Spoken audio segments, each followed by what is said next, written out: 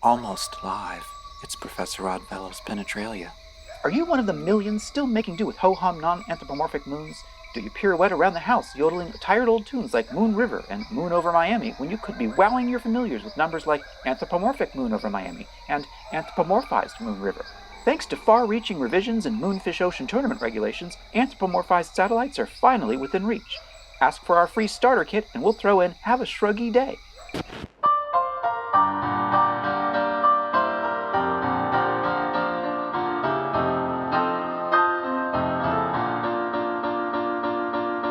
Was in the witching twilight hour, I saw your eyes in every star,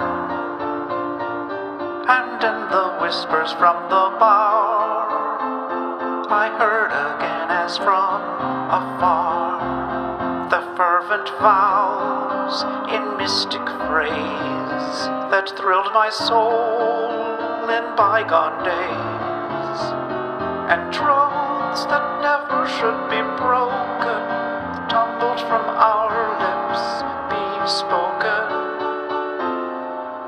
Do you know any, do you remember any old songs, dear, do you recall? Still God-forsaken, covenants waken, I gave you my Numa and my best conjured all.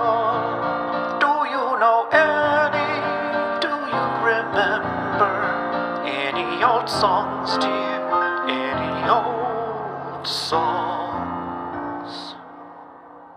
5,000 years ago, my dissertation topic in Forbidden Sciences was rejected by my advisor, who proclaimed, "Our library isn't big enough." I finally recognized this misadventure for its deeper significance, that it was in fact a retroactive lifetime goal. And what could be a better RLG than coming up with a thesis idea that's too big for an entire university library system? Retrogratulations! So how will we celebrate? That's exactly what's been on my mind. My motto has always been, The early cock takes the bun? I was going to say better late than never, or, as Dr. Johnson put it, sailing ships rarely wear toupees. Indubitably. Thus, even though it's belated, I'm determined to celebrate my RLG, now that I've identified it as such. But I'm not sure how to celebrate. The only thing that comes to mind when I hear the word celebrate is trick birthday candles. But let's face it, tending to just one eternal flame is a full-time calling.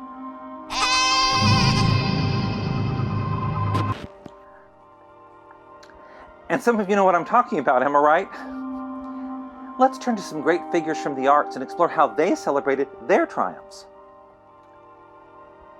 Cowley tells us that once when he posted a finished manuscript, he was so ecstatic that he sang old songs in a cracked voice. Maybe I should sing old songs in a cracked voice? Do you know any old songs? Well, no. That's always been your department.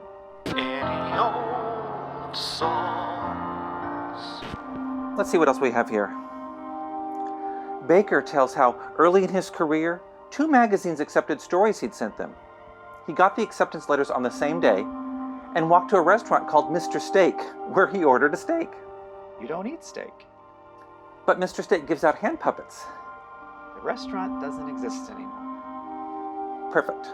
Non-existent is my favorite cuisine. And there's always immediate seating. What's on the next finger? When Bishop won the Pulitzer Prize for poetry, she ran all the way down the mountain to her friend's house and helped herself to some cookies. Hey, I live on a mountain. But the house at the bottom of your mountain is an abandoned barn. No cookies? Not as of the last census. When Fitzgerald's first novel was accepted, he says he ran along the streets, stopping automobiles to tell friends and acquaintances about it.